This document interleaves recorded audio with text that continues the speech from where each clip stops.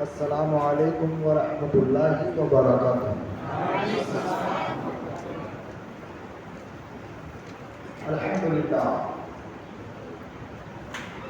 الحمدللہ رب العالمین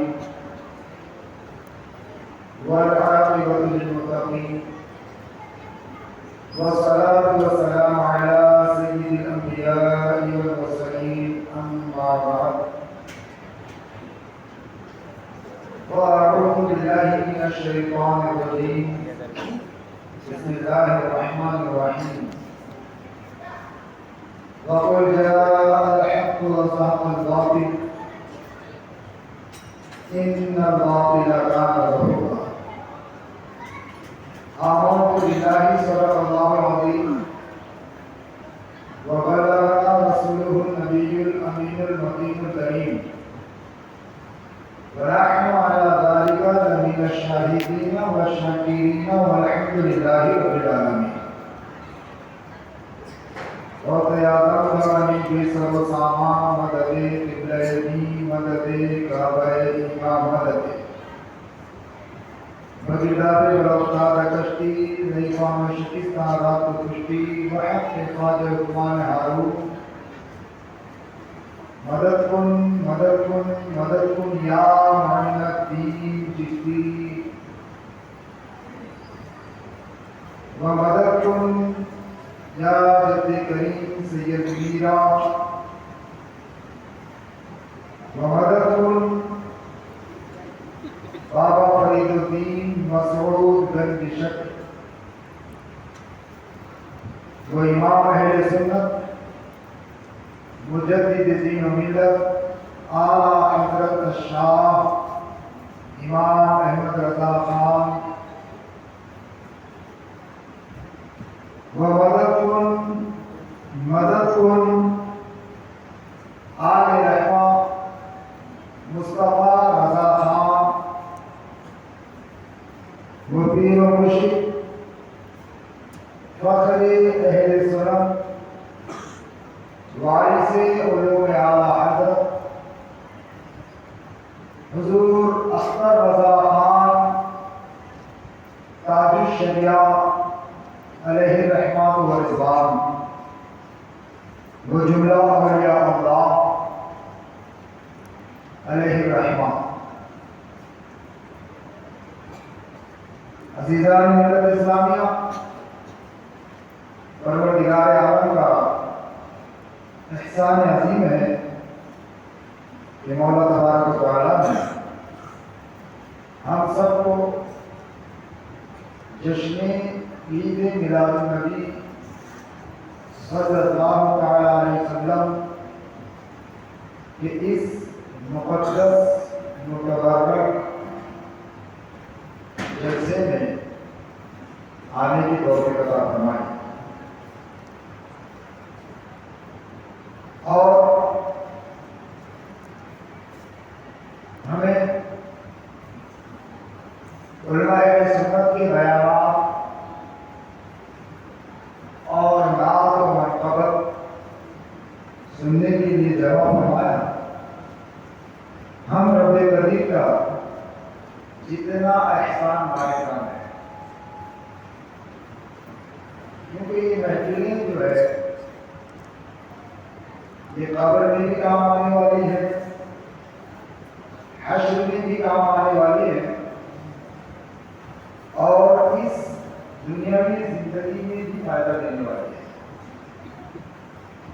ان محفلوں کا ذکر کرو کہ جو جنت کی جاؤ ہے تو آپس میں جب ایک دوسرے سے گفتگو کرو گے تو ان محافل کا ذکر بھی کرو گے آپس میں۔ میں جایا کرتا تھا، تو بھی آیا کرتا تھا، کتنا مزہ آتا تھا۔ تو کیا یہ محفلیں جس طرح ہم یہاں سجاتے ہیں، کیا جنت میں بھی اسی طرح محفلیں سجائی جائیں گی؟ کیا اسی طرح اسٹیج لگوائے جائیں گے، ممبر سجائے جائیں گے؟ کیا اسی طرح معاملات وہاں بھی ہوں گے؟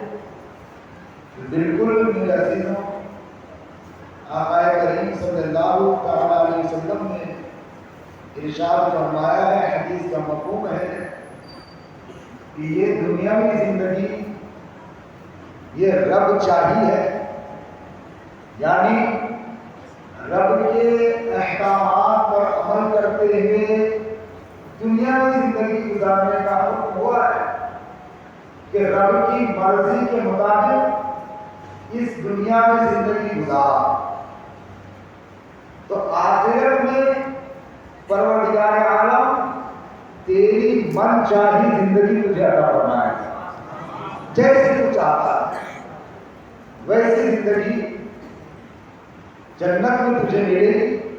تو چاہے گا کہ جلسہ ہو، اسٹیج سجایا جائے، بہت سے بات تشریف لائیں، تقریر کریں، ہم سنیں، تو جنت میں بھی یہ محفلیں سجیں گی، بہت سے بات کی زبانی ہم تقریریں سنیں گے اور مستفید ہوں گے۔ کبھی بہت سے بات تشریف لائیں گے، کبھی غریب نواز آئیں گے، کبھی اعلیٰ حضرت آئیں گے۔ تمنا ہے کہ نہیں، خواہش ہے کہ نہیں کہ بھی سنا ہے آپ ہر عاشق کے گھر تشریف لاتے ہیں، میرے گھر میں بھی ہو جائے چراغاں یا رسول اللہ۔ ہر کوئی سوچتا ہے کہ میرے گھر میں بھی تشریف لائے۔ میرے عزیزوں، بے شک جنت تیرا اور میرا اصل گھر ہے، تیرا اور میرا اصل گھر ہے، وہی ٹھکانہ ہے۔ یہ تو امتحان گاہ ہے جو آپ اور ہم جس دنیا میں رہ رہے ہیں، بس رہے ہیں۔ بہرحال تو یہ محفلیں یاد آئیں گی وہاں، اور جب یاد آئیں گی تو یہ سجائی بھی جائیں گی انشاءاللہ۔ میلاد مصطفیٰ ہم صرف یہی نہیں بلکہ قبر میں لہرائیں گے تا حشر، چشمے نور کے جلوہ فرما ہوگی جب طلعت رسول اللہ، اور حشر تک ڈالیں گے ہم پیدائش مولا کی دھوم، حشر تک ڈالیں گے ہم پیدائش مولا کی دھوم، مثل فارس نجد کے قلعے گراتے گائیں گے۔ تو عزیزان ملت اسلامیہ، محفل میلاد ہم منانے کے لیے جمع ہوئے، اور عنوان اس کا رکھا گیا تحفظ مسلک اعلیٰ حضرت۔ بہت دیر سے آپ سن رہے ہیں امام اہل سنت اعلیٰ حضرت عظیم البرکت رضی اللہ تعالیٰ عنہ کی تعریف، اور فقیر قادری بھی کچھ دیر کے لیے آیا۔ آپ کو ذہن شیطان ہے وہ وسوسے ڈالتا رہتا ہے، اس ذہن کو اللہ جلسہ میلاد مصطفیٰ کا سجایا ہے، جشن عید میلاد النبی منا رہے ہیں، اور ذکر شروع سے لے کر آخر تک صرف احمد رضا خان، احمد رضا خان، احمد رضا خان یہی چل رہا ہے۔ ابھی جا کر اپنی محفلوں میں تنقیدی باتیں کریں گے، دیکھو جشن عید میلاد النبی سجایا اور صرف اعلیٰ حضرت اعلیٰ حضرت یہ لوگ کرتے رہے۔ تو عزیزان ملت اسلامیہ، یہ جو ہم کر رہے ہیں، یہ جو آپ سن رہے ہیں، یہ ہم خود سے نہیں کر رہے ہیں، آپ خود سے نہیں سن رہے ہیں، بلکہ یہ کرم ہے مصطفیٰ کریم کا امام اہل سنت پر کہ انہوں نے پوری زندگی ذکر مصطفیٰ، پوری زندگی نبی نبی نبی نبی نبی کرتے گزاری۔ تو میرے مصطفیٰ نے ہر سنی صحیح العقیدہ کی زبان پر ذکر رضا کو جاری فرما دیا۔ سبحان اللہ،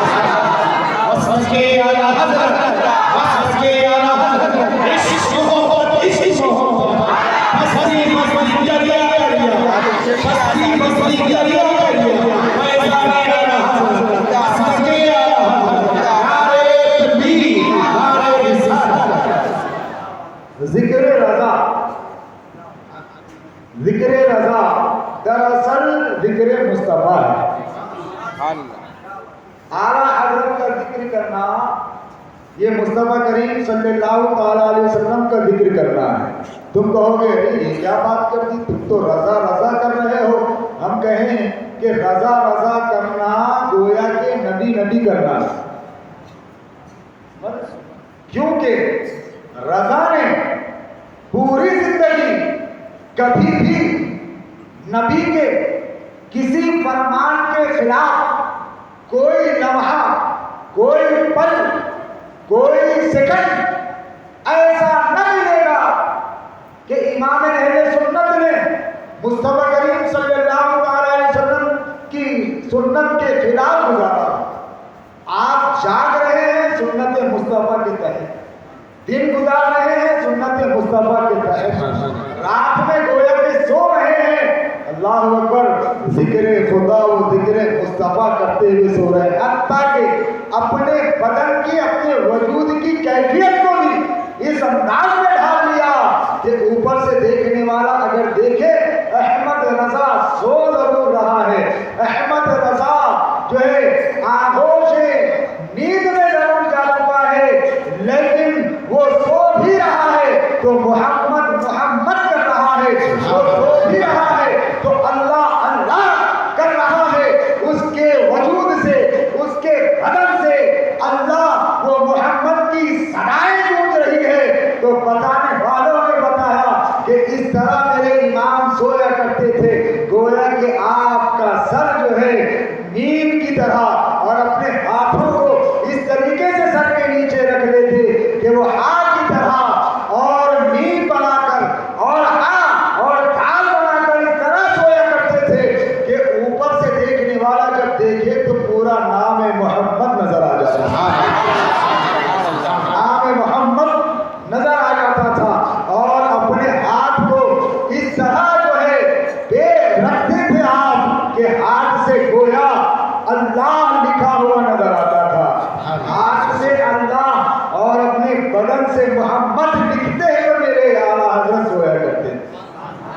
تو پوری زندگی کی امام نے نبی نبی کیا ہو تو اس امام کا ذکر نبی کے ذکر کے ساتھ جب ہم کریں گے تو نبی ہم سے راضی ہو جائیں گے، خوش ہو جائیں گے. یہ عنوان میں نے ہی رکھنے لگا ہے کہ جشن میلاد مصطفیٰ ہو اور تحفظ مسلک اعلیٰ حضرت بیان فرمایا ہے. کیوں؟ آخر وجہ کیا ہے؟ نبی کے عشق کی سچی پہچان، نبی کے عشق کی سچی پہچان دور حاضر میں مسلک اعلیٰ حضرت. تو کچھ لوگ کہتے ہیں کہ مسلک اعلیٰ حضرت ہی کیوں، یہی پہچان کیوں، وہ تو خان، وہ تو پٹھان، وہ تو فلاں، وہ تو فلاں. ارے پہچان تو سیدوں کی جانب سے ہونی چاہیے. کسی سید کے نام سے پہچان کروائی جاتی، کسی بڑے کے نام سے پہچان کروائی جاتی. یہ کیا بات ہوئی کہ ایک خان کے، ایک پٹھان کے نام سے دین متین کی پہچان کروائی جا رہی ہے؟ ارے خان ہی تو ہے، ارے پٹھان ہی تو ہے. اللہ اللہ عزیزان ملت اسلامیہ، آؤ سمجھتے ہیں وہ خان، آؤ سمجھتے ہیں وہ پٹھان. اللہ اکبر، اس کی کیفیت کیا ہے، اس کی حیثیت کیا ہے، اس کا مقام و مرتبہ کیا ہے. پروردگار عالم کی بارگاہ میں، مصطفیٰ کریم رؤوف الرحیم صلی اللہ علیہ وسلم کی بارگاہ میں اللہ اکبر، وہ صرف خان اور پٹھان ہی نہیں. آؤ سمجھتے ہیں کہ وہ کیا ہے، آؤ دیکھتے ہیں کہ اس کا شجر نسب کیا ہے، آؤ دیکھتے ہیں کہ اس کے خاندانی حالات کیا ہے، آؤ دیکھتے ہیں کہ اس کا کردار کیا ہے، آؤ دیکھتے ہیں اس کے عادات و اخلاق کیا ہے، آؤ دیکھتے ہیں اس کے اخلاق کیا ہے. عزیزان ملت اسلامیہ، اللہ اللہ، پروردگار عالم نے اسلام کو آدم علیہ السلام کے ذریعے اس خاندان گیتی پر بھیجا تاکہ اس خاندان گیتی پر آنے والے انسان، اس خاندان گیتی پر بسنے والے انسان، اس خاندان گیتی پر زندگی گزارنے والے انسان اسلام کی تعلیمات کو عمل میں لا کر کے، اسلام کی تعلیمات پر چل کر کے اپنی دنیا کو سنواریں، اپنی دنیا کو بہتر بنائیں اور جنت میں اپنا مقام وہ بنائیں اور جنت میں جانے والے بن جائیں. عزیزان ملت اسلامیہ، اسلام السلام آدم علیہ السلام لے کر کے آئے. آدم علیہ السلام کے بعد اسلامی تعلیمات حضرت نوح علیہ السلام اور دیگر انبیاء کرام علیہ السلام نے پیش فرمائی. اسلامی تعلیمات اور اسلامی نظام کو اس دنیا میں پیش کرنے میں سب سے بڑا ہاتھ اور سب سے بڑا کردار اگر نبیوں میں کسی نبی کا رہا ہے تو وہ حضرت سیدنا ابراہیم علیہ السلام ہیں. حضرت سیدنا ابراہیم علیہ السلام کے ذریعے سے پروردگار عالم نے اپنے دین اپنی تعلیمات کو دنیا میں اس کائنات میں عام فرمایا. اللہ اکبر. عزیزان ملت اسلامیہ سیدنا ابراہیم علیہ السلام کی ذات بابرکت کہ کیا کہنے. اللہ اکبر. آپ اور ہم واقف ہیں حضرت سیدنا ابراہیم علیہ السلام کی زندگی, ان کی تعلیمات, ان کے فرزندان اور ان کی نسل, ان کی قوم سے ہم اچھے سے واقفیت رکھتے ہیں. ہم جانتے ہیں کہ ابراہیم علیہ السلام اور ان کی آل نے کون کون سے کارنامے انجام دیے ہیں. اللہ اکبر. پروردگار عالم نے حضرت سیدنا ابراہیم علیہ السلام کو 2 فرزند عطا فرمائے. ایک فرزند حضرت سیدنا اسماعیل علیہ السلام, ایک فرزند حضرت سیدنا اسحاق علیہ السلام. عزیزان محترم, حضرت اسماعیل علیہ السلام کی نسل میں مصطفیٰ کریم صلی اللہ تعالیٰ علیہ وسلم آتے ہیں اور حضرت سیدنا اسحاق علیہ السلام کی نسل سے انبیاء کا ایک سلسلہ چلا ہے. انبیاء کی ایک جو ہے بڑی جماعت وہاں سے آئی ہے, حتیٰ کہ اس جماعت کو بنی اسرائیل سے تعبیر کیا جاتا ہے. دیگر انبیاء کرام حضرت سیدنا اسحاق علیہ السلام سے لے کر حضرت عیسیٰ علیہ السلام تک جتنے بھی تشریف لائے ہیں وہ حضرت عیسیٰ علیہ السلام تک جتنے بھی تشریف لائے ہیں وہ حضرت اسحاق علیہ السلام کی آل میں ہیں, ان کی اولاد میں ہیں. مصطفیٰ کریم صلی اللہ تعالیٰ علیہ وسلم کا سلسلہ نسب حضرت سیدنا اسماعیل علیہ السلام سے جا ملتا ہے. اللہ اکبر. عزیزان ملت اسلامیہ, حضرت اسحاق علیہ السلام کی آل, حضرت اسحاق علیہ السلام کی اولاد ہم دیکھتے ہیں فلسطین کی سرزمین, شام کی سرزمین, عرب کی سرزمین اور بہت سے وہاں کے دیگر علاقوں کی سرزمین پر رہتی ہے, بستی ہے. اور ہم دیکھتے ہیں کہ بیت المقدس, بیت المقدس میں اللہ اکبر حضرت سیدنا اسحاق علیہ السلام کی آل, اللہ اکبر حضرت سیدنا اسحاق علیہ السلام کی آل میں حضرت یعقوب علیہ السلام ہیں, ان کی آل میں حضرت داؤد سلیمان علیہ السلام ہیں, انہی آل میں اسی خاندان میں حضرت داؤد علیہ السلام ہیں. اور بڑے بڑے سید انبیاء کرام اولو العزم اور نبی ان کی آل میں موجود حضرت سیدنا موسیٰ علیہ السلام اور بڑے بڑے انبیاء کرام علیہ السلام ان کی آل میں گزرے ہیں. ان کی آل کے حوالے سے, ان کے خاندان کے حوالے سے پروردگار عالم نے قرآن مقدس کے 19ویں پارے میں غالباً ارشاد فرمایا ہے کہ ہم نے ابراہیم کی آل کو, ابراہیم کی آل میں اسحاق کی آل کو ہم نے طاقت بخشی, اسحاق کی آل کو ہم نے قوت بخشی, انہیں مملکت عطا کی, انہیں جو ہے طاقت عطا کی. اللہ اکبر. عزیزان ملت اسلامیہ, حضرت اسحاق علیہ السلام کی آل میں حضرت یعقوب علیہ السلام اور یعقوب علیہ السلام کی جو ہے پہلے فرزند یہودا, ان کے بارے میں دنیا جانتی ہے, ان کے بارے میں تاریخ بھری پڑی ہے. ان کے حوالے سے فرمایا گیا ہے, لکھا گیا ہے کہ بڑے متقی, بڑے پرہیزگار, بڑے دیندار اور لوگوں پر شفقت فرمانے والے, لوگوں پر رحم کرنے والے. اللہ اکبر, اللہ اکبر. ان کی 5ویں نسل میں ساول نامی شخص, عبرانی زبان میں ساول کہا جاتا ہے, جنہیں ملک طالوت کے نام سے یاد کیا جاتا ہے. پروردگار عالم نے ملک طالوت کے حوالے سے, پروردگار عالم نے حضرت ساول کے حوالے سے قرآن مقدس میں ارشاد فرمایا کہ ہم نے ساول کو ملک عطا فرمایا, ملک عطا کیا, ہم نے ساول کو دولت عطا فرمائی, بادشاہت عطا فرمائی. اور حضرت ملک طالوت کے بارے میں قرآن مقدس یہ ارشاد فرماتا ہے کہ ملک طالوت یہ وہی شخص ہے جن کو پروردگار عالم نے وہ تابوت عطا فرمایا جو بنی اسرائیل سے تابوت چھینا جا چکا تھا, بنی اسرائیل سے جو تابوت لے لیا جا چکا تھا, دشمنوں نے اس پر قبضہ کر لیا تھا، لیکن پروردگار عالم نے قرآن مقدس میں ارشاد فرمایا کہ طالوت کو ہم نے وہ تابوت عطا فرمایا، اللہ اکبر، اور اس کے ذریعے سے، طالوت کے ذریعے سے مملکت بڑھی۔ اللہ اللہ، عزیزان ملت اسلامیہ، اس دور میں دشمنان اسلام میں ایک دشمن ایسا بھی تھا۔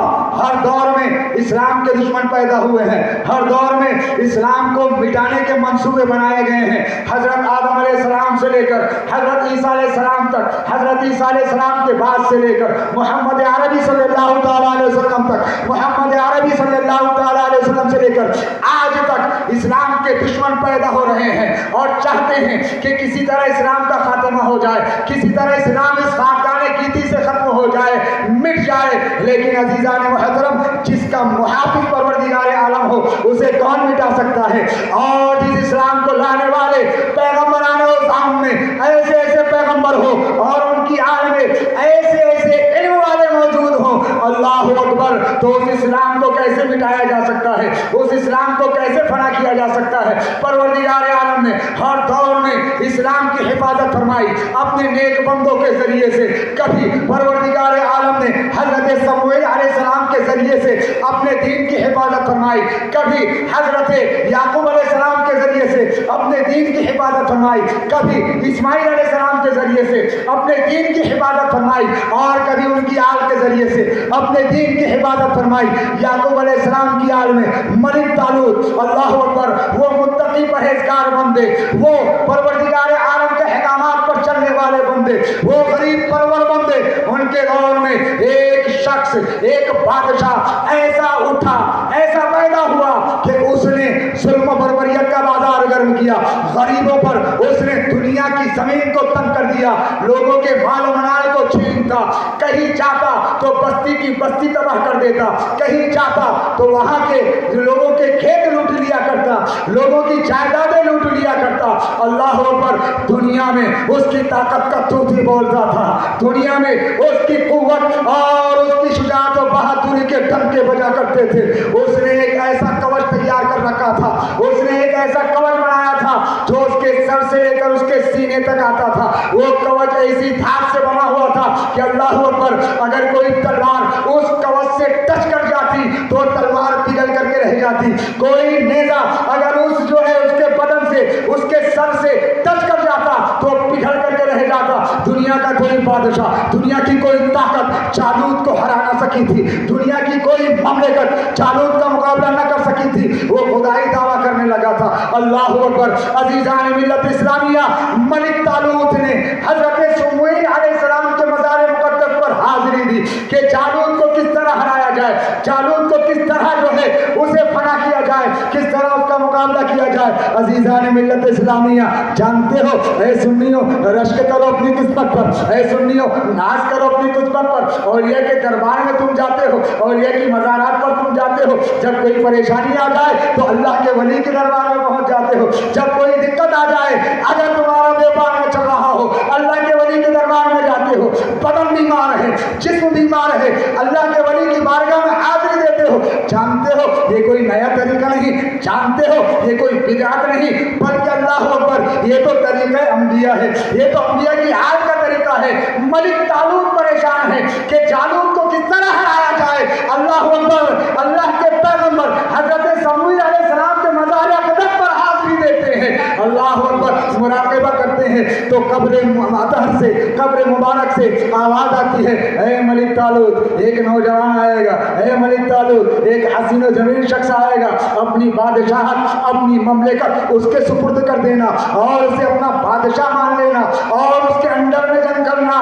اللہ اکبر، اللہ اکبر، آپ کو بشارت ملتی ہے۔ بشارت ملنے کے بعد جب آپ جاتے ہیں اور جو شکل و صورت کا نوجوان دکھایا گیا تھا، جو شکل و صورت کا نوجوان بتایا گیا تھا کہ ایک نوجوان آئے گا، اپنی مملکت اس کے سپرد کر دینا، اپنے آپ کو اس کے سپرد کر دینا، لہذا آپ تخت پر بیٹھے ہوئے ہیں، ملک طالوت تخت پر ہیں۔ اللہ اکبر، دیکھتے ہیں کہ ایک نوجوان خرامہ خرامہ چلا آ رہا ہے۔ اللہ اکبر، وہی اشارہ، اللہ اکبر، وہی چہرہ جس کی بشارت دی گئی تھی۔ آپ استقبال کرتے ہیں کھڑے ہو کر کے اور اپنے پاس بلاتے ہیں اور قدموں میں اپنی مملکت اپنی بادشاہت رکھ دیتے ہیں اور کہتے ہیں کہ بشارت حضرت سمیل علیہ السلام سے ملی کہ اپنی بادشاہت آپ کے سپرد کر دی جائے، اپنی مملکت آپ کے سپرد کر دی جائے۔ عزیزان ملت اسلامیہ، جانتے ہو شخص کون تھے؟ اللہ اکبر، وہ حضرت داؤد علیہ السلام ہیں جن کے قدموں میں ملک طالوت نے اپنی ساری بادشاہت ساری مملکت رکھ دی اور کہا کہ اب آپ ہمارے بادشاہ ہیں، اب میں آپ کی خدمت میں جنگ کروں گا، میں آپ کا خادم بن کر کے رہوں گا، کیونکہ جالوت نے دنیا میں ظلم و بربریت کا بازار گرم کر رکھا ہے۔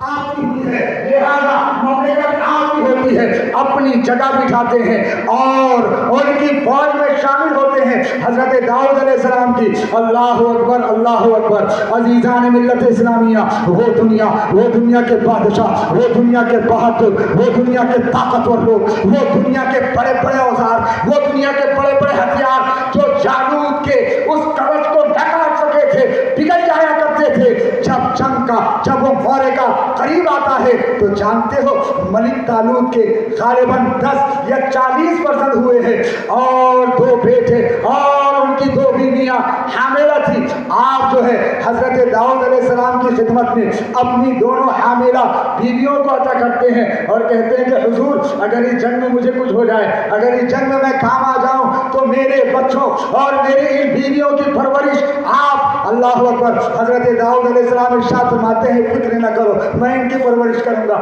فکر نہ کرو، تیرے بیٹے کو ہے ملک طالوت میں پالوں گا۔ اللہ اکبر، اللہ اکبر۔ عزیزان ملت اسلامیہ، مارے گئے جنگ نمودار ہوتا ہے اور سامنے وہ بادشاہ ہے، سامنے وہ طاقت ہے، اپنے وقت کی اپنے دور کی سپر پاور ہے اور ایسا سپر پاور اللہ اکبر کہ اس کے سر کو تن سے کوئی جدا نہیں کر سکتا۔ کوئی ہتھیار، کوئی اوزار ایسا نہ بنا جو جالوت کے سر کو تن سے جدا کر دے، لیکن اللہ کے پیغمبر کا معاملہ ہی عجب ہوتا ہے، اللہ کے انبیاء کا معاملہ ہی عجب ہوتا ہے۔ حضرت داؤد علیہ السلام جب اس کے مقابلے میں آتے ہیں، وہ ہٹا کٹھا، وہ طاقتور، وہ پاورفل، وہ یہ سمجھتا ہے کہ یہ چھوٹا سا بس یہ نوجوان، یہ کریل نوجوان، دبلا پتلا نوجوان میرے مقابلے کے لیے آیا ہے۔ اللہ اکبر، میں ایک ہی نیزے سے ایک ہی وار سے اس کا کام تمام کر دوں گا۔ لیکن دنیا نے دیکھا حضرت داؤد علیہ السلام نے جب اپنی تلوار کا وار جالوت کے نیزے پر کیا، جالوت کے اس کڑک پر کیا تو اللہ اکبر، جالوت کا وہ کڑک جس طرح پتھر شیشے پر پڑتا ہے، شیشہ ریزہ ریزہ ہو جاتا ہے، اسی طرح داؤد علیہ السلام کی تلوار جب جالوت کے سر پر اس کے کڑک پر پڑتی ہے تو اس کے اس کڑک کو جسے دنیا کی کوئی طاقت، دنیا کا کوئی ہتھیار سر نہ کر سکا تھا، داؤد علیہ السلام کے ایک ہی وار میں اس کا خاتمہ کر دیا۔ تو عزیزان ملت اسلامیہ، پروردگار عالم اپنے نیک بندوں کے ذریعے سے اپنے دین کی حفاظت فرمایا کرتا ہے۔ اللہ اکبر۔ آگے جنگ کے مارے کا جب چھٹتا ہے تو دیکھا جاتا ہے کہ ملک طالوت اور ان کے 10% شہید ہو گئے۔ اس کے بعد حضرت داؤد علیہ السلام نے ان کے بیویوں کی کفالت اپنے ہاتھ میں لی۔ دونوں بیویوں سے 2 بیٹے پیدا ہوئے۔ حضرت داؤد علیہ السلام نے دونوں بیٹوں کے نام رکھے۔ ایک بیٹے کا نام رکھا برخیا اور ایک بیٹے کا نام رکھا ارمیا۔ برخیا اور ارمیا یہ 2 بیویوں سے 2 بیٹے تھے۔ حضرت داؤد علیہ السلام نے برخیا کو اپنے مملکت اور اپنی وزارت عطا فرمائی اور ارمیا کو اپنی فوج کی سالاری عطا فرمائی۔ عزیزان ملت اسلامیہ، یہ برخیا اور ارمیا 2 بھائی، ان کی 2 اولادیں ہوئیں۔ اللہ اکبر۔ برخیا کو ایک اولاد ہوئی، ان کا نام آصف رکھا گیا، اور ارمیا کو ایک اولاد ہوئی، ان کا نام ابمنا رکھا گیا۔ اللہ اکبر۔ یہ 2 بیٹے دونوں بھائیوں کے حضرت سلیمان علیہ السلام کے ساتھ شامل ہوئے، ان کی مملکت میں شامل ہوئے۔ حضرت سلیمان علیہ السلام نے ان دونوں کو اپنی مملکت میں جگہ عطا فرمائی۔ برخیا کو علم و حکمت عطا فرمائی اور افغانہ کو اپنی فوج کا سالار بنایا۔ قرآن مقدس میں پروردگار عالم نے ارشاد فرمایا کہ ہم نے اولاد ابراہیم کو علم حکمت عطا فرمائی۔ اللہ اکبر، یہ اولاد ابراہیم میں سے ہیں۔ اللہ اللہ، حضرت سلیمان علیہ السلام کی فوج کے یہ وزیر خاص حضرت آصف، جن کا ذکر قرآن مقدس میں موجود ہے، جب ملکہ بلقیس کے تخت کی بات آئی تھی، آپ نے سنا ہوگا، آپ نے پڑھا ہوگا، علماء اپنے بیانات میں پیش کرتے ہوں گے، سناتے ہوں گے کہ وہ ملکہ بلقیس کا تخت جسے کوئی سر نگر لا نہ پایا تھا، بڑے بڑے جنات، بڑے بڑے دیو، بڑے بڑے جادوگر، بڑے بڑے طاقتور اس تخت کو لانے میں، جلد لانے میں ناکام رہے۔ اللہ اکبر، حضرت سلیمان علیہ السلام چاہتے تھے کہ جتنی جلد ہو سکے وہ تخت میری خدمت میں پیش کر دیا جائے۔ جنات حاضر ہو رہے ہیں، کوئی کہتا ہے 1 ہفتے میں لے آؤں گا، دیو حاضر ہو رہے ہیں، کوئی کہتا ہے 1 دن میں لے کر کے آؤں گا، کوئی کہتا ہے کہ آپ کی محفل کے خاتمے سے پہلے لے کر کے آؤں گا۔ لیکن آصف ابن برخیہ، جسے پروردگار عالم نے علم و حکمت عطا فرمائی تھی، وہ عرض کرتے ہیں یا سلیمان علیہ السلام، آپ کی پلک جھپکنے سے پہلے آصف ملکہ بلقیس کا تخت آپ کی بارگاہ میں لے کر کے آ جائے گا۔ اللہ اکبر، پلک نہ جھپکی تھی، حضرت سلیمان علیہ السلام نے تخت کو اپنی نگاہوں کے سامنے پایا۔ یہ قرآن میں بات موجود ہے۔ اور افغانہ جو ان کے دوسرے بھائی تھے، چچیرے بھائی، انہوں نے حضرت سلیمان علیہ السلام کی فوج کی سالاری سنبھالی۔ اللہ اکبر، ہر جنگ میں انہوں نے بہتر سے بہتر کردار ادا کیا۔ اللہ اللہ، جب حضرت سلیمان علیہ السلام نے مسجد اقصیٰ کی تعمیر کا بیڑا اٹھایا، مسجد اقصیٰ کی تعمیر کے لیے بڑے بڑے جنات، بڑے بڑے دیو اس دور کے حضرت سلیمان علیہ السلام کی خدمت میں حاضر ہوئے اور کہنے لگے کہ ہم بھی آپ کے خادم بن کر کے خدمت کرنا چاہتے ہیں۔ آپ جانتے ہیں کہ سلیمان علیہ السلام کو جو مملکت اور جو بادشاہت ملی تھی، اللہ اکبر، اس کی مثال پوری دنیا میں نہیں ملتی ہے۔ آپ کی بادشاہت، آپ کی مملکت صرف انسانوں پر ہی نہیں بلکہ جانوروں پر بھی، صرف جانوروں پر ہی نہیں بلکہ جو ہے جناتوں اور دیو پرور لوگوں پر بھی تھی۔ اللہ اکبر، درخت، شجر و حجر، ہر چیز پر آپ کی حکومت اور آپ کی بادشاہت تھی۔ مسجد اقصیٰ تعمیر ہو رہی ہے۔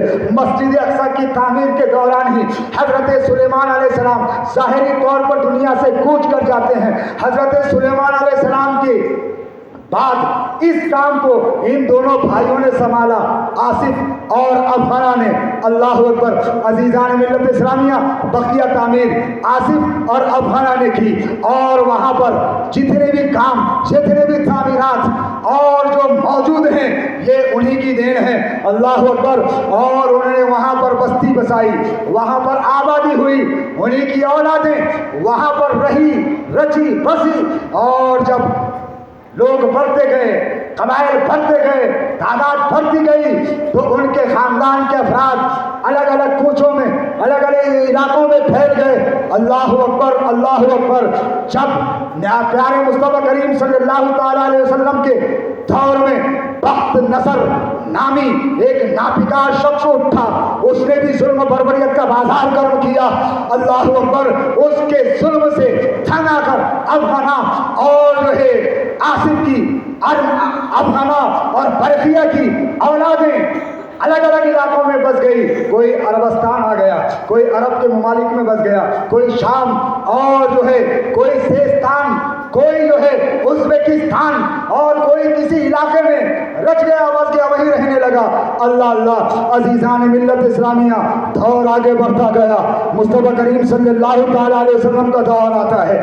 آپ نے سنا ہوگا جنگ بدر کا معرکہ، آپ نے سنا ہوگا جنگ احد کا معرکہ، آپ نے سنا ہوگا مکہ کے فتح مکہ کا معرکہ، آپ نے سنا ہوگا حنین کا معرکہ، آپ نے سنا ہوگا یرموک کا معرکہ، بڑی بڑی اسلامی جنگوں کے بارے میں آپ نے سنا ہوگا۔ اللہ اکبر، عزیزان ملت اسلامیہ، آپ نے وہ معرکہ بھی دیکھا ہوگا جنگ احد کے میدان میں۔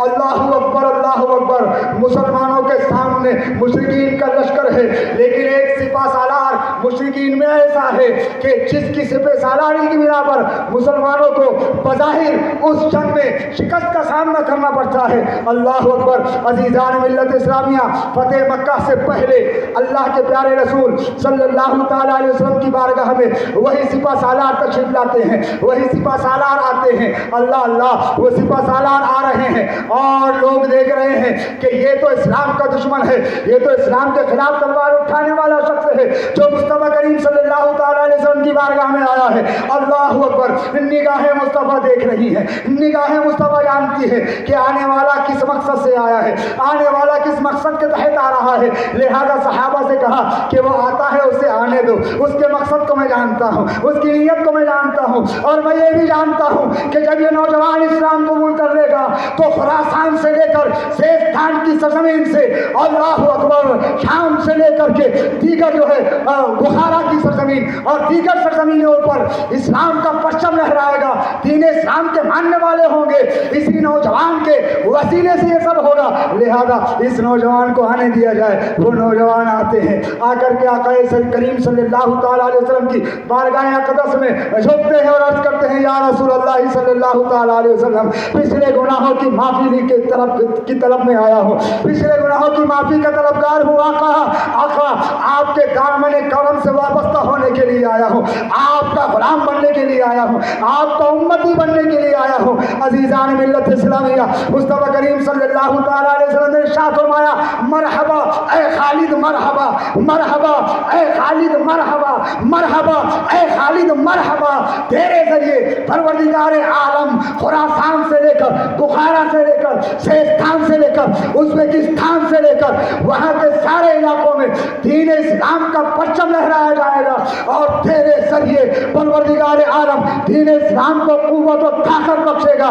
اللہ اکبر. وہی خالد اللہ اکبر آگے چل کر کے سیف اللہ کے لقب سے ملقب ہوئے. سیف اللہ کہا گیا ہے. عزیزان ملت اسلامیہ، جانتے ہو کہ خالد کون ہے؟ اللہ اکبر.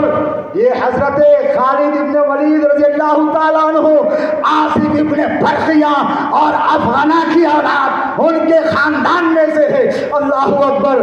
عزیزان ملت اسلامیہ، فرمایا گیا تھا نا کہ علم و حکمت، طاقت و قوت اولاد ابراہیم میں پروردگار عالم نے اولاد ابراہیم سے، اولاد اسحاق میں اور اولاد ابراہیم میں عطا فرمائی. اسی اولاد ابراہیم سے، اسی اولاد اسحاق سے، اسی اولاد یعقوب سے، اسی اولاد یہودا سے، اسی اولاد ملک طالوس سے، اللہ اکبر، اسی اولاد برقیہ سے، اسی اولاد آصفیہ اور اولاد افغانہ سے خالد بن ولید رضی اللہ تعالیٰ عنہ کی ذات بابرکت ہے. مصطفیٰ کریم رؤوف الرحیم صلی اللہ تعالیٰ علیہ وسلم نے ارشاد فرمایا کہ اے خالد، سبحان اللہ، اے خالد مرحبا، اے خالد تیرے ذریعے بہت کام ہوں گے، تیرے ذریعے بہت دین پھیلے گا، تیرے ذریعے اسلام کا پرچم لہراتا رہے گا.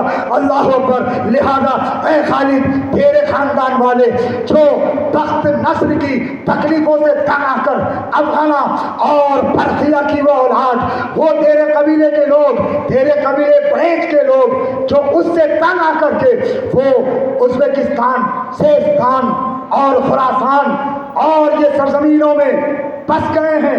لہذا اے خالد، وہ اہل کتاب ہیں، لہذا انہیں دعوت فکر دو، انہیں دین کا پیغام پہنچاؤ اور اپنے خاندان والوں کو بلاؤ. اور جس طرح تم نے اپنا بخت خفتہ جگایا ہے، تم نے اپنی قسمت کے ستارے کو چمکایا ہے، لہذا خالد لے کر کے آؤ.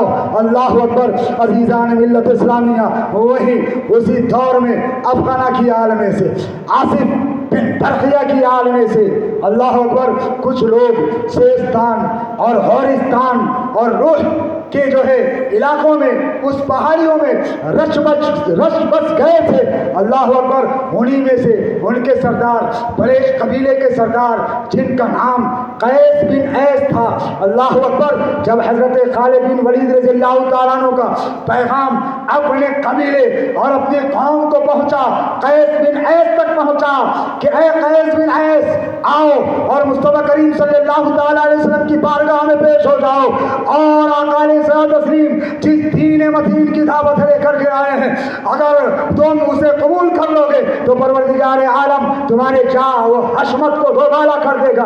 लिहाजा आप अपनी कौम से मशवरा करते हैं। कौन? हजरत कैस बिन ऐस। अपनी ये कैस बिन ऐस कौन है? अल्लाह अकबर। ये कैस बिन ऐस हजरत अफगाना और हजरत अरमिया उनकी आल में से 34वीं पुश्त में हजरत कैस बिन ऐस है। अल्लाह अल्लाह। हजरत कैस बिन ऐस हजरत खालिद बिन वलीद रज़ियल्लाहु ताला अन्हु के रिश्तेदार। अल्लाह अल्लाह। वो लेकर के आते हैं, अपने कबीले वालों से मशवरा करते हैं, ए मेरे कबीले वालों, ए बरेच वालों, मुझे बताओ तो सही, मैं मोहम्मद अरबी की बारगाह में जा रहा हूँ। कबीले वालों ने मशवरा दिया, ए कैस तुम जाओगे और अगर इस्लाम कबूल कर लोगे तो तुम हमें अपना वफादार पाओगे। अगर तुमने इस्लाम कबूल कर लिया तो पूरा बरेच कबीला तुम्हारे पीछे होगा। तुमने इस्लाम कबूल कर लिया तो पूरा बरेच कबीला तुम्हारे साथ होगा। लिहाजा अजीजान मिल्लत इस्लामिया, फतेह मक्का से कुछ दिन कबल, फतेह मक्का से कबल जो है ये कबीला जो है बरेज कबीले बरेज के सरदार हजरत कैस बिन ऐस मुस्तफा करीम रऊफुर रहीम सल्लल्लाहु ताला अलैहि वसल्लम की बारगाह अक़दस में हाजिर होते हैं। खालिद इब्न वलीद रज़ियल्लाहु ताला अन्हु अपने कबीले वालों को पेश कर रहे हैं कि या रसूलुल्लाह सल्लल्लाहु ताला अलैहि वसल्लम, आज आपने हुक्म दिया, आका आपके हुक्म पर अमल किया गया है।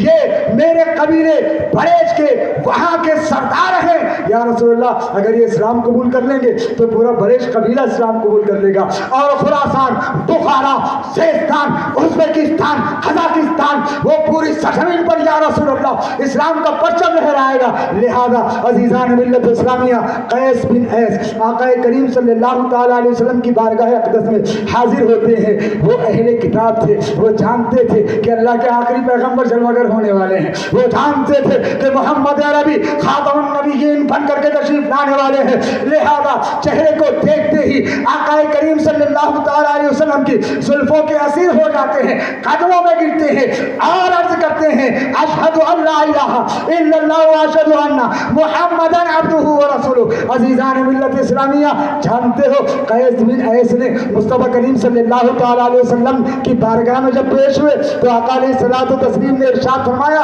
ए कैस, तुम कैस नहीं बल्कि अब्दुल रशीद हो। आका अलैहिस्सलातु तस्लीम ने हजरत कैस बिन ऐस का नाम बदल करके अब्दुल रशीद रखा और इरशाद फरमाया कि हम मक्का की फतह के लिए जा रहे हैं। लिहाजा अगर तुम हमारे साथ आना चाहते हो, अगर तुम हमारे साथ होना चाहते हो तो हो जाओ। रिवायतों में आता है कि उनके साथ 40 या उससे कुछ जायद उनके सिपाही मौजूद थे। अल्लाह अकबर। वो सब तैयार हुए मदीना मुनव्वरा से मक्का मुकर्रमा तक पहुंचने तक और मक्का से वापस मदीना आने तक ये कबीले बरेज के सरदार और ये 40 नौजवानों की शुजाअत और बहादुरी को मुस्तफा करीम सल्लल्लाहु ताला अलैहि वसल्लम ने मुलाहिजा फरमाया। एक जंग के दौरान अल्लाह अल्लाह जब सहाबा इकराम जंग में मौजूद है, मारे गए, जंग पूरी तेजी के साथ चल रहा है, दुश्मनान इस्लाम सहाबा पर हावी होते नजर आ रहे हैं, लेकिन यही कैस है, यही अब्दुल रशीद है, अल्लाह अकबर, और इनके कबीले के लोग हैं, अल्लाह अल्लाह, इस तरीके से तलवार चला रहे हैं। उस जंग के अंदर सिद्दीक़ अकबर मौजूद है, उस जंग में फारूक आजम मौजूद है, उस जंग में उस्मान गनी मौजूद है, उस जंग में हैदर करार मौजूद है, उस जंग में खालिद इब्न वलीद मौजूद है। लेकिन जब हजरत कैस बिन ऐस अब्दुल रशीद को तलवार चलाते हुए देखते हैं तो सहाबा अश अश कर रहे हैं। एक मुशरिक, एक गुस्ताख का सर काट करके हजरत अब्दुल रशीद कैस इब्न ऐस आका करीम सल्लल्लाहु ताला अलैहि वसल्लम की बारगाह में लाते हैं। कहते हैं आका, ये आपकी शान में गुस्ताखी करता था, ये इसका सर। अल्लाह अकबर। थोड़ी देर बाद जाते हैं, फिर एक सर लेकर के आते हैं, फिर जाते हैं, फिर एक सर लेकर के आते हैं, फिर जाते हैं, फिर एक सर लेकर के आते हैं, हत्ता के 70 मुशरिकीन के 70 गुस्ताखों के सर लेकर के मुस्तफा करीम सल्लल्लाहु ताला अलैहि वसल्लम की बारगाह अक़दस में हाजिर खिदमत होते हैं। अल्लाह अकबर, जंग सहाबा जीत गए, इस्लाम जीत गया।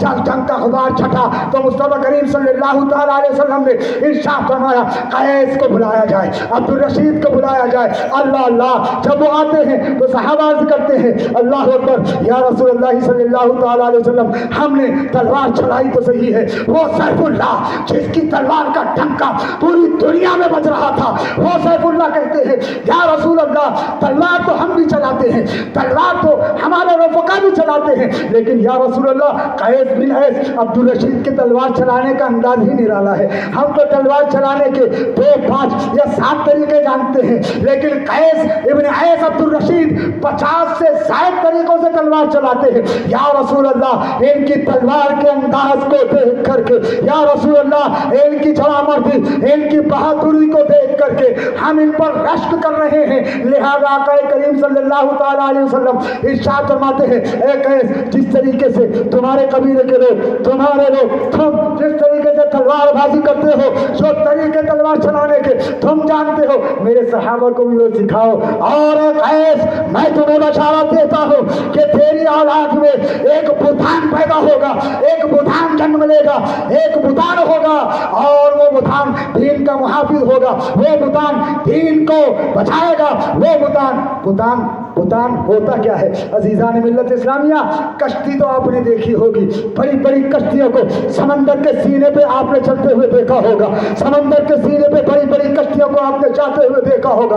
अल्लाह अकबर, बुधान कहते हैं कश्ती की उस लकड़ी को, जिस लकड़ी पर पूरी कश्ती का मनार होता है। बात फरमाते हैं, बुधान कहते हैं कश्ती को, उस हिस्से को जो समंदर की गहराइयों में होता है। बुधान का काम क्या होता है? जब सैलाब आ जाए, जब तूफान आ जाए, तो बुधान कश्ती को तूफान से बचाता है। और जब बड़ी बड़ी मछलियां, जब बड़ी बड़ी मछलियां कश्ती को डुबोने के दर पर होती है, तो बुधान के अंदर वो तेजी है, बुधान के अंदर वो खासियत है, बुधान के अंदर वो इतनी तेज धार है कि बड़ी से बड़ी मछली को वो, जब उसकी सद में कोई मछली आती है या उसकी सद में समंदरी कोई बड़े से बड़ा जानवर आता है, तो बुधान अपनी कश्ती की हिफाजत के लिए, बुधान अपनी कश्ती को बचाने के लिए, बुधान अपनी कश्ती को सही सालम रखने के लिए, बुधान ये नहीं देखता कि कौन आ रहा है, कौन कट रहा है। जो कश्ती को डुबोने के लिए आया, बुधान उसे काटता चला जाता है, हत्ता कि समंदर की लहरें आ रही है, लेकिन बुधान समंदर की लहरों को चीरता हुआ कश्ती को सही सलामत आगे बढ़ाता नजर आता है। मुस्तफा करीम ने इरशाद फरमाया, ए कैस इब्न ऐस अब्दुल रशीद, तेरी आल में एक बुधान पैदा होगा, तेरी आल में एक बुधान पैदा होगा, और बुधान जिस तरीके से अपनी कश्ती की हिफाजत करता है, वो मेरे इस्लाम की कश्ती का मुहाफिज होगा। अजीज़ान मिल्लत इस्लामिया, अल्लाह अकबर, अल्लाह अकबर। हजरत कैस बिन ऐस अब्दुल रशीद, अल्लाह अल्लाह, जानते हो इनका निकाह किससे हुआ? अल्लाह अल्लाह, माइशा सिद्दीक़ा रज़ियल्लाहु ताला अन्हा की खादिमा हजरत खालिद इब्न वलीद रज़ियल्लाहु ताला अन्हु की बेटी, बोलो सुभान अल्लाह। हजरत खालिद इब्न वलीद रज़ियल्लाहु ताला अन्हु की बेटी, अल्लाह अकबर। खालिद इब्न वलीद रज़ियल्लाहु ताला अन्हु को 40% थे। कितने परसेंट थे? 40%। और 40 के 40% हजरत खालिद इब्न वलीद रज़ियल्लाहु ताला अन्हु के जाम शहादत नोश फरमाए हैं। उसके बाद भी अल्लाह तबारक व तआला ने उन्हें और फर्जंद अता फरमाए, उनकी आल औलाद को ने और बरकत अता फरमाई। अल्लाह अकबर। लेकिन बेटी का मामला बड़ा अजीब है, बेटी के इल्म और हिकमत और दानाई का मामला बड़ा अजीब है। परवरदिगार आलम ने फरमाया ना कि याकूब की आल, ए इसहाक की आल, ए आले इब्राहिम, हमने तुम्हारे अंदर इल्म और हिकमत को जागूजी फरमा दिया है, हमने तुम्हें इल्म और हिकमत का खजाना अता फरमाया है। तो आले इब्राहिम से वो इल्म और हिकमत का खजाना जिस तरह मोहम्मद अरबी तक पहुंचा, वो इल्म और हिकमत का खजाना उसी तरह आले इसहाक तक, आले याकूब तक, अल्लाह अकबर, पहुंचता हुआ हजरत ईसा अलैहिस्सलाम तक, अल्लाह अकबर, वो सिलसिला पहुंचता हुआ उनकी आल, उनकी आल, उनकी आल खानदाने बड़े खालिद इब्न वलीद रज़ियल्लाहु ताला अन्हु तक भी पहुंचा। जानते हो किस तरह?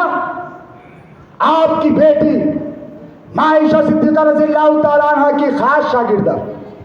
کیا خاص شاگردہ. جانتے ہو عائشہ صدیقہ رضی اللہ تعالیٰ عنہ کا علم؟ اللہ اللہ، بڑے بڑے جید صحابہ، بڑے بڑے فقہا فقی صحابہ، بڑے بڑے مفسر صحابہ، آقا کریم صلی اللہ تعالیٰ علیہ وسلم کی قربت پانے والے صحابہ، جب کہیں کوئی مسئلہ پھنستا تو عائشہ صدیقہ رضی اللہ تعالیٰ عنہ کی بارگاہ اقدس میں حاضر ہوتے اور عرض گزار ہوتے، یا عائشہ صدیقہ رضی اللہ تعالیٰ عنہ، اس مسئلے میں ہمیں دقت ہو رہی ہے، کیا تم نے آقا کریم صلی اللہ تعالیٰ علیہ وسلم سے اس حوالے سے کچھ سماعت کیا ہے؟ اللہ اکبر. اپنے دور کی، اپنے وقت کی فقیہہ، اپنے وقت کی مفتیہ، اللہ اکبر، جس سے بڑے بڑے صحابہ بھی تعلیم حاصل کرتے ہوں، اللہ اللہ، وہ عائشہ صدیقہ طیبہ طاہرہ پیارے مصطفیٰ کی وہ چہیتی خاتون، اللہ اللہ، جس کی گود میں میرے مصطفیٰ کریم صلی اللہ تعالیٰ علیہ وسلم سر رکھ کے سوئے ہوئے ہو، جس کے بستر پر مصطفیٰ ہو، جبرائیل اسی حال میں قرآن مقدس کی وحی لے کر کے نازل ہو رہے ہو، اللہ اللہ، وہ عائشہ صدیقہ جس کے حوالے سے مصطفیٰ کریم صلی اللہ تعالیٰ علیہ وسلم نے اپنی دیگر ازواج کو ارشاد فرمایا ہو کہ میری جو ہے کمزوری کا عالم ہے، میری بیماری کا عالم ہے، لہذا کیا تم اپنے دن عائشہ کو دے دو گی تاکہ میں اس کے پاس رہوں؟ اللہ اللہ، مصطفیٰ کریم صلی اللہ تعالیٰ علیہ وسلم بہت محبت فرماتے ہیں، اور وہ عائشہ صدیقہ طیبہ طاہرہ جس کی پاکی کا بیان قرآن مقدس نے کیا ہو، اللہ اکبر، جس کی پاکی میں 23 یا 11 آیتوں کا نزول ہوا ہو، عزیزان ملت اسلامیہ، وہ عائشہ صدیقہ، ان کی شاگردہ خالد بن ولید رضی اللہ تعالیٰ عنہ کی بیٹی، اللہ اکبر، حضرت عائشہ صدیقہ رضی اللہ تعالیٰ عنہ خالد بن ولید رضی اللہ تعالیٰ عنہ کو بلاتی ہے اور بلا کر کے ارشاد فرماتی ہے، اے خالد تیری بیٹی بڑی ذہین ہے، اے خالد تیری بیٹی بہت ذہین ہے، بہت بڑی عالمہ بنے گی، اور اے خالد میں اپنے علوم کی فارسہ تیری بیٹی کو بناتی ہوں. سبحان اللہ، اللہ اکبر. عزیزان ملت اسلامیہ، حضرت خالد ابن ولید رضی اللہ تعالیٰ عنہ اپنی بیٹی کا رشتہ قیس ابن ایس عبد الرشید سے کرتے ہیں. نکاح مصطفیٰ کریم صلی اللہ تعالیٰ علیہ وسلم نے پڑھایا.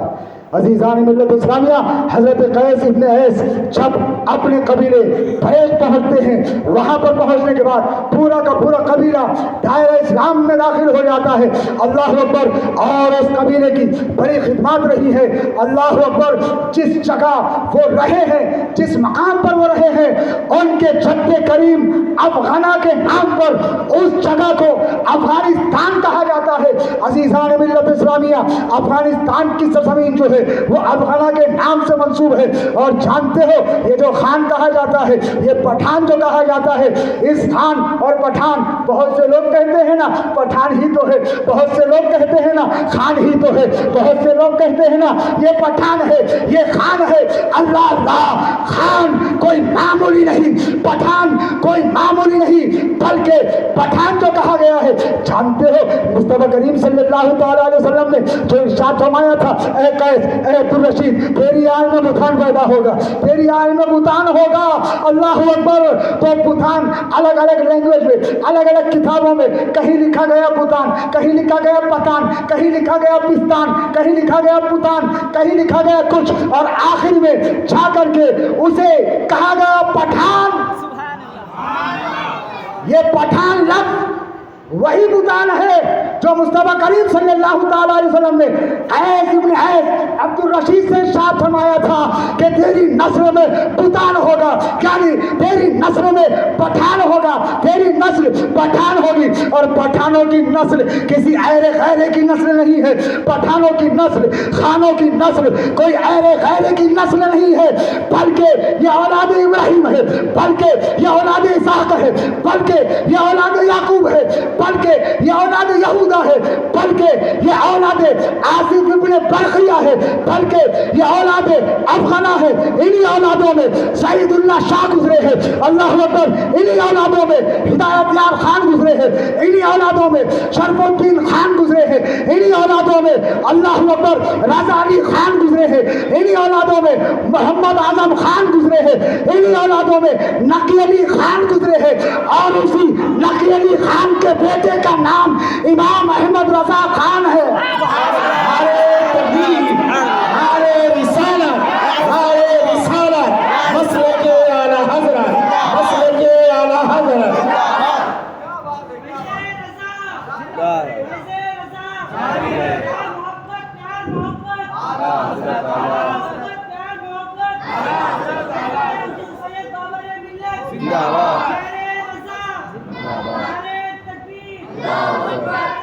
سمجھتے ہو کہ امام اہل سنت مجدد دین و ملت کسی معمولی حیثیت کے مالک کا نام ہے؟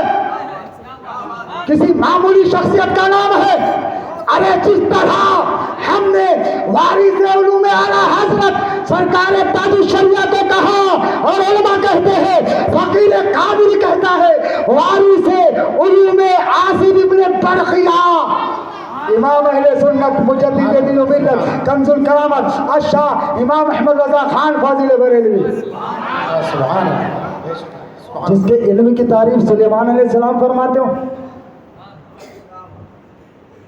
جس کے چھت کریم، جس کے آبا و اجداد نے انبیاء کرام کی خدمات میں اپنی زندگی گزاری ہو اور وہ اولاد ابراہیم سے ہو، تو تم احمد رضا خان کو برا نہیں بلکہ ابراہیم علیہ السلام کی آل کو برا کرتے ہیں۔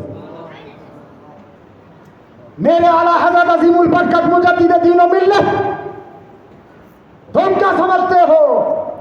اللہ اکبر، ارے وہ نواز خالد ابن ولید ہیں، وہ خالد ابن ولید کے نواسے ہیں اور میرے مصطفیٰ کی بشارت ہے۔ ہر دور میں جب دشمنان اسلام نے سر اٹھایا ہے، پروردگار عالم نے اپنے برگزیدہ بندوں کو بھیج کر دین متین کی حفاظت فرمائی۔ اللہ اکبر، صدیق اکبر کے دور میں زکوٰۃ کے منکرین کا فتنہ اٹھا، صدیق اکبر کو پروردگار عالم نے بھیجا۔ فاروق اعظم میں فتنہ، ان کے دور میں فتنہ اٹھا، فاروق اعظم تشریف لائے۔ مولا علی کے دور میں خارجیوں کا فتنہ آیا، مولا علی تشریف لائے۔ اللہ اکبر، عزیزان محترم، امام حسن جن کی آج تاریخ کا دن ہے، اللہ اکبر، میرے جد کریم امام حسن رضی اللہ تعالیٰ عنہ کے دور میں امت میں اختلاف پیدا ہوا، امت میں جنگ پیدا ہوئی، امت میں انتشار پیدا ہوا۔ پروردگار عالم نے امام حسن رضی اللہ تعالیٰ عنہ کے ذریعے سے اپنے دین کی حفاظت فرمائی اور امت کے دو گروہ میں صلح کر دی۔ اللہ اکبر، جب دین کو ختم کرنے کے لیے یزید جیسے پکا دین لوگ آئے، جب اسلام کو ختم کرنے کے لیے یزیدیت نے سر اٹھایا، تو پروردگار عالم نے امام حسین کو بھیج دیا۔ اللہ اکبر، امام حسین نے اپنا سب کچھ قربان کر کے دین متین کو بچا لیا۔ جب ہر دور میں جب دین متین پر انگشت نمائی کی گئی ہے، اللہ عز و جل کے برگزیدہ بندوں نے حفاظت فرمائی ہے۔ عمر بن عبدالعزیز نے حفاظت فرمائی، اللہ اکبر، امام اعظم ابو حنیفہ نے حفاظت فرمائی، امام شافعی نے حفاظت فرمائی، امام احمد بن حنبل نے حفاظت فرمائی، امام مالک نے حفاظت فرمائی، حتیٰ کہ جب بغداد کی سرزمین پر 55 سے زیادہ فرقے نمودار ہو چکے تھے، جب بغداد کی سرزمین پر 55 سے زیادہ لوگ اللہ اکبر اسلام کے تعلیمات کو مٹانے کے طرف پہ تھے اور نت نئے عقیدے کھڑے جا رہے تھے، نت نئے عقیدوں کو جو ہے فروغ دیا جا رہا تھا، اس خاکدان گیتی پر رب کعبہ نے اپنے محبوب کے چہیتے، اپنے محبوب کے لاڈلے بیٹے عبد القادر، سیدنا شیخ عبد القادر جیلانی بغدادی رضی اللہ تعالیٰ عنہ کو بھیجا۔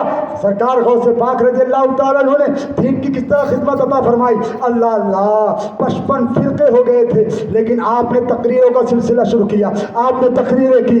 ایک وقت وہ آیا کہ جب آپ نے تقریر شروع کی تھی تو بغداد کی تنہا بغداد کی سرزمین پر 55 فرقے موجود تھے، لیکن جب سرکار غوث پاک رضی اللہ تعالیٰ عنہ نے دین متین کی خدمات انجام دی، ایک وقت وہ آیا کہ سوائے اہل سنت و جماعت کے دوسرا کوئی تھا ہی نہیں۔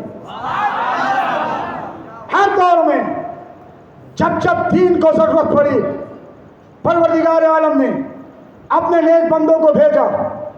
عزیزان ملت اسلامیہ، جب ہند کی سرزمین پر ضرورت پڑی، پروردگار عالم نے غریب نواز کو بھیجا۔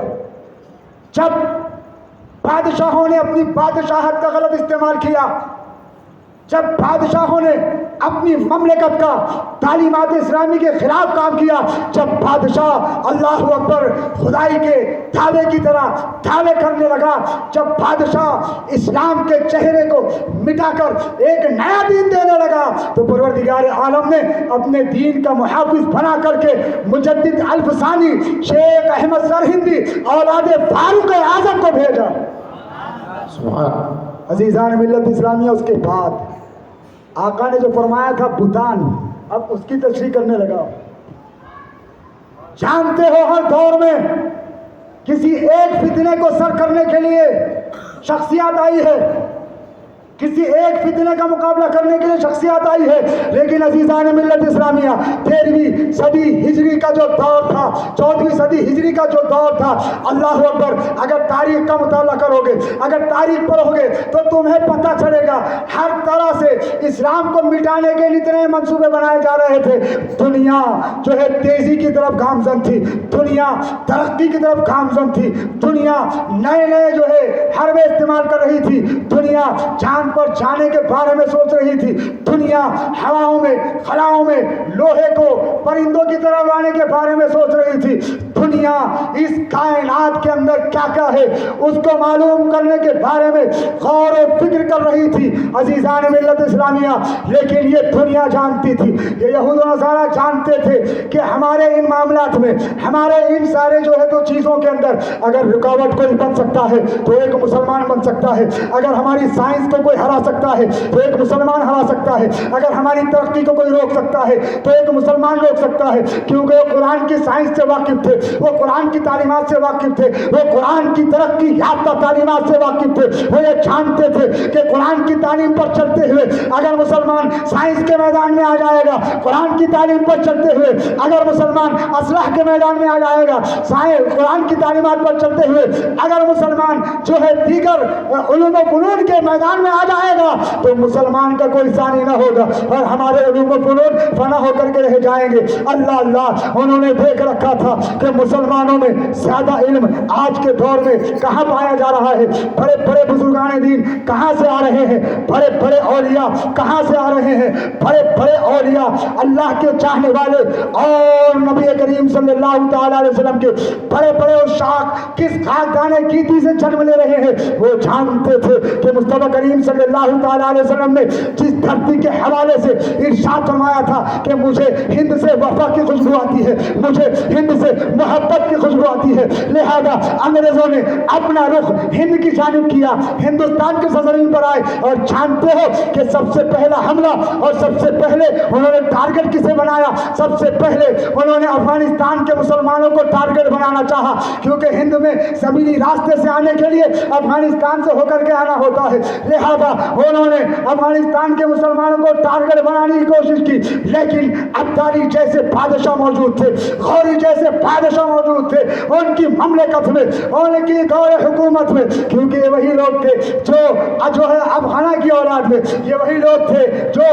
برقیہ کی اولاد میں۔ اللہ اکبر، پوری اسلامی تاریخ کا مطالعہ کرو تو تمہیں پتہ چلے گا، پوری دنیاوی تاریخ کا مطالعہ کرو تو تمہیں پتہ چلے گا کہ ہند کی سرزمین پر جتنے اولیاء کرام تشریف لائے ہیں، ہند کی سرزمین پر جتنے اولیاء کرام آئے ہیں، اللہ اکبر، غریب نواز آئے تو افغان کے راستے سے ہوتے ہوئے آئے، بڑے بڑے اولیاء آئے تو افغان کے راستے ہوتے ہوئے آئے، اور افغانستان کی سرزمین کو ایک شرف حاصل ہے کہ حضرت سیدنا مودود چشتی رحمت اللہ علیہ جیسی شخصیت وہاں پر موجود ہے جن سے نسبت ہے خواجہ غریب نواز کو۔ اللہ اکبر، جانتے ہو شرف الدین جو امام اہل سنت اعلیٰ حضرت کے جد میں ہے، شرف الدین، امام الدین، فرید الدین، اللہ اکبر، یہ سب کہاں سے فیض یاب ہے، یہ سب کہاں سے پڑھے ہیں، یہ سب کہاں سے علم حاصل کیے ہیں؟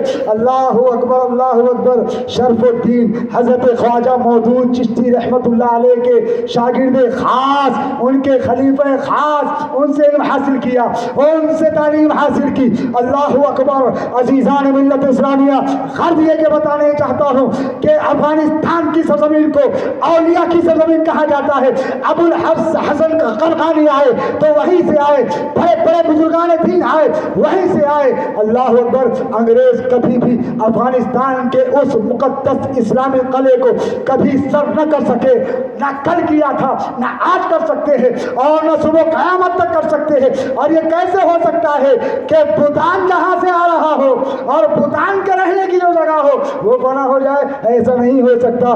ہمیشہ پروردگار عالم نے وہاں کے رہنے والے لوگوں کے ذریعے سے مسلمانوں کے جان، مال، عزت، آبرو و ایمان کی حفاظت فرمائی۔ تو انگریز جانتے تھے کہ انہیں ختم کرو تو مسلمانوں پر راج کر دیا جائے گا، لیکن وہ ناکام ہوتے نظر آئے۔ پھر انہوں نے नवाब सिराजुद्दौला जैसे गद्दारों को खरीद कर, शुजाउद्दौला जैसे गद्दारों को खरीद करके उन्होंने हिंद की सरजमीन में घुस तो वो गए, लेकिन अल्लाह अकबर शहीदुल्लाह खान जैसे लोग जो आला हजरत के जद्दे करीम है उन्होंने उन्हें पस्ता होने पर मजबूर कर दिया और एक अलग रियासत का क़याम जिसे रोहेलखंड के नाम से ताबीर किया जाता है, जिसे रोहेलखंड कहा जाता है। अल्लाह अकबर, अज़ीज़ान मिल्लत इस्लामिया, जानते हो एक अलग रियासत मुगलिया सल्तनत है। मुगलिया सल्तनत भी जब कमज़ोर हो गई थी, ऐ लोगों सुनो सुनो, जब मुगलिया सल्तनत का आखिरी दौर चल रहा था और ये सल्तनत जब कमज़ोर हो गई थी तो इस मुगलिया सल्तनत ने अगर किसी से पनाह मांगी थी तो शहीदुल्लाह खान के खानदान से पनाह मांगी थी।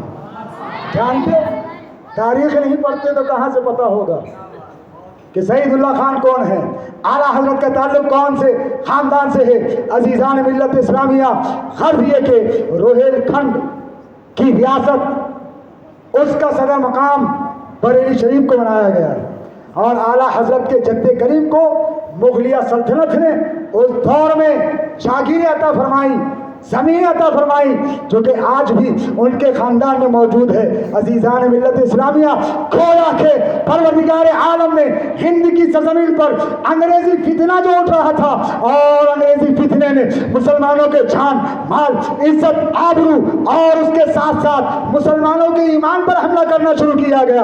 लोग खरीदे गए, एक शख्स वो भी खरीदा गया कि उसने अंग्रेज़ों से जहाद का, उसने सिखों से जहाद का नारा बुलंद किया और सिखों से जहाद का नारा बुलंद करके वो निकला, मुसलमानों का पैसा लिया, मुसलमानों से मदद ली, मुसलमान सिपाही लिए, लेकिन अंग्रेजों ने उसे भेजा तो कहाँ भेजा?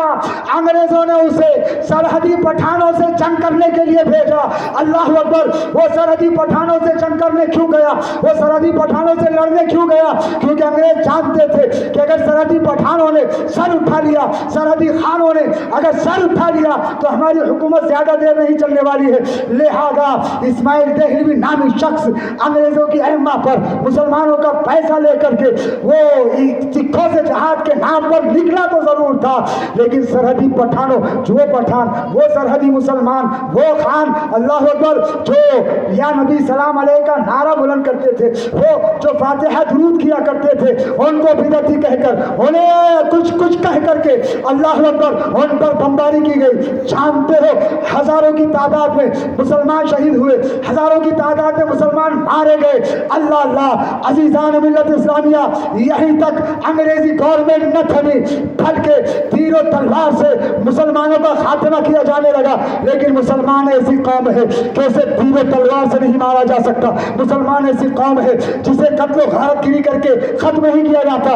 अंग्रेज जानते थे कि मुसलमानों को जब जब मारा जाएगा ये नई ताकत और कुव्वत के साथ उभरेंगे, ये नई टेक्नोलॉजी के साथ उभरेंगे, ये नए जो है हरबों के साथ उभरेंगे। लिहाजा उन्होंने सोचा कि मुसलमानों को तो कत्ल गारतगिरी से नहीं मारा जा सकता है तो कहाँ मारा जा सकता है? फ्रांस की सरजमीन पर अंग्रेजों की एक मीटिंग बैठी, उस मीटिंग के अंदर उन्होंने ये तय किया कि जिस तरह हमने स्पेन को तो तबाह कर दिया, हमने तो कर्नाटक को तबाह कर दिया, हमने तो बहुत से इलाकों को तबाह कर दिया, लेकिन मुसलमान है कि ये थमता ही नहीं, मुसलमान है कि ये रुकता ही नहीं, बल्कि ये बढ़ता ही चला जा रहा है। अल्लाह अकबर, इस्लाम में परवरदिगार आलम ने ऐसी लचक अता फरमाई है कि जितना दबाओगे इस्लाम उतना उभरेगा। मुसलमान को जितना दबाओगे उसके इस्लाम में, उसके ईमान में उतनी ताकत और कुव्वत पैदा होगी। लिहाजा इन्होंने देखा कि इसका सबसे बड़ा सरमाया क्या है, मुसलमान की सबसे बड़ी ताकत क्या है, मुसलमान की सबसे बड़ी सच्चाई क्या है, कि इसे खत्म करने के बाद भी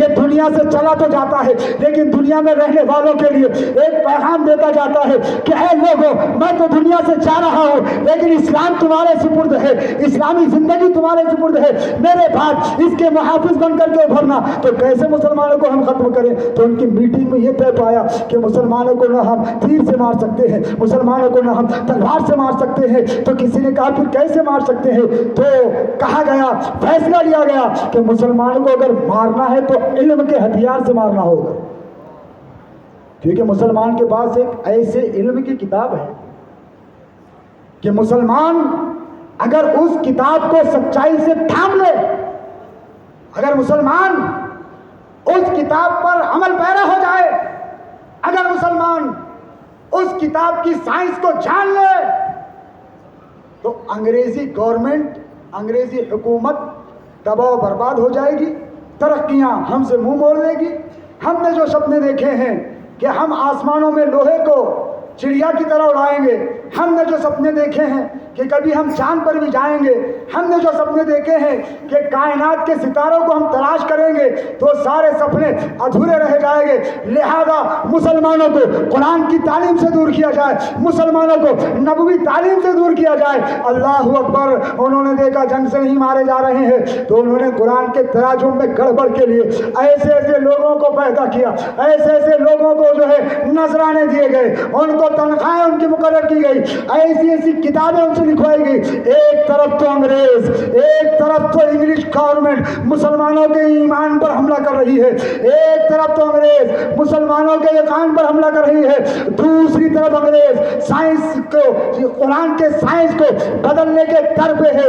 ہر محاذ پر، ہر جگہ پر انگریز اسلام پر حملہ آور ہو رہا تھا، کہیں مسلمانوں کے ذریعے سے، کہیں ٹیکنالوجی کے ذریعے سے، کہیں ہتھیاروں کے ذریعے سے، کہیں نسل کشی کے ذریعے سے، ہر جگہ پر وہ چاہتا تھا کہ ہر محاذ پر مسلمان کا خاتمہ ہو جائے۔ عزیزان محترم، سب سے بڑا خاتمہ وہ جانتے تھے کہ مسلمان کی محبت رسول اس کے سینے سے نکل گئی تو یہ مسلمان کا سب سے بڑا خاتمہ اور اس کی سب سے بڑی شکست ہوگی، کیونکہ یہ مسلمان تو کہلائے گا لیکن محبت رسول سینے میں نہ ہوگی تو یہ قرآن کو نہ سمجھ پائے گا، محبت رسول سینے میں نہ ہوگی یہ حدیث کو نہ سمجھ پائے گا، محبت رسول سینے میں نہ ہوگی تو یہ قرآن کی سائنس کو نہ سمجھ پائے گا۔ لہذا محبت رسول نکالنے کے لیے، محبت رسول مسلمانوں کے دل سے جدا کرنے کے لیے ایسی ایسی کتابیں اور ایسے ایسے عقائد گھڑے گئے کہ اللہ اکبر، اللہ اکبر جب انہیں پڑھا جاتا ہے تو کلیجہ منہ کو آتا ہے۔ ہر دور میں، اس دور میں بھی اللہ اکبر بڑے بڑے علماء موجود تھے، بڑے بڑے فقہاء موجود تھے، بڑے بڑے اکابرین موجود تھے، لیکن ہر محاذ پر اگر کوئی جواب دینے کے لیے اٹھا ہے تو وہی نبی کا بشارت یافتہ بتان اٹھا ہے جس کا نام احمد رضا خان ہے۔ سبحان اللہ، سبحان اللہ۔ جب انگریزی گورنمنٹ اور مشرکین سمندر کی لہروں کی طرح امڑ رہے تھے، بتان برت کر میرے امام احمد رضا نے ان لہروں کو چیرا ہے اور اے سنی تیری کشتی کو پار لگایا ہے۔ جب سمندری جانور بن کر کے باطل فرقے اے سنی مسلمان تیری کشتی کو ڈبانے کے لیے در پہ تھے تو آقا کریم صلی اللہ تعالی علیہ وسلم کی بارگاہ کا وہ چہیتا، وہ تعلیم یافتہ جسے آقا نے بتان کہا، اللہ اکبر، وہ اپنے بتان سے سمندری جانوروں کی شکل میں جو باطل فرقے آئے تھے سب کو کاٹتا چلا گیا، سب کو کاٹتا چلا گیا، اور تیرے ایمان و عقیدے کا محافظ بن کر کے اٹھا تو اس محافظ کا نام احمد رضا خان ہے اور اس کے طریقے کو مسلک اعلیٰ حضرت کہا جاتا ہے۔ اس کے طریقے کو جو اعلیٰ حضرت نے اپنی کتابوں میں لکھا، جو اعلیٰ حضرت نے اپنی کتابوں میں بیان فرمایا، انہی کے فرمودات پر عمل کرنے کا نام ہے مسلک اعلیٰ حضرت پر عمل کرنا۔ کچھ لوگ یہ سمجھتے ہیں، آخری بات پیش کر کے شاید وقت ہو رہا ہے اپنی گفتگو ختم کروں، کہ لوگ یہ سمجھتے ہیں کہ اعلیٰ حضرت امام احمد رضا خان فاضل بریلوی رضی اللہ تعالیٰ عنہ یہ انہوں نے کیا کیا ہے اور ان کا ساتھ کس نے دیا ہے، ان کا ساتھ اپنے دور میں کس نے دیا ہے؟ خود امام فرماتے ہیں نا، ایک طرف آدائے دین، ایک طرف ہے حاسدین، ایک طرف آدائے دین، ایک طرف ہے حاسدین، بندہ ہے تنہا شہا تم پہ کروڑوں درود۔ تو کیا وہ یہ بھول گئے کہ غوث پاک بغداد کی سرزمین میں گئے تھے تو کیا لاہو لشکر لے کر کے گئے تھے؟ تنہا گئے تھے۔ جب غریب نواز ہندوستان آئے تو کیا لاہو لشکر لے کر کے آئے تھے؟ تنہا آئے تھے۔ جب اکبری دین الہی کے خلاف ایک جیا نے، مجاہد نے आवाज उठाई थी, तो बताओ उसके साथ कौन सा लश्कर था? वो तन्हा था। फारूक अहमद सरहिंदी वो तन्हा था। मुजद्दिद अल-फसानी, अरे इसीलिए तो कहा जाता है कि मैं अकेला ही चला था जानिबे मंजिल, मगर लोग आते गए और कारवां बढ़ता गया। हर दौर में देखोगे तो तन्हा बंदा उठता है। ज़कात के मुनकिरीन से लड़ने के लिए बड़े बड़े बहादुर भी सोच रहे थे। उमर फारूक आजम जैसे बहादुर भी सोच रहे थे। उस्मान गनी, मौला अली जैसे बहादुर सोच रहे थे कि इतना बड़ा लश्कर जमा हो गया है और ये मुसलमान कहलाए जाते हैं, अगर इनसे हम जंग लड़ लेंगे तो आधी मुस्लिम दुनिया खत्म हो जाएगी। लेकिन सिद्दीक़ अकबर, अल्लाह अकबर, तन्हा अकेला अपनी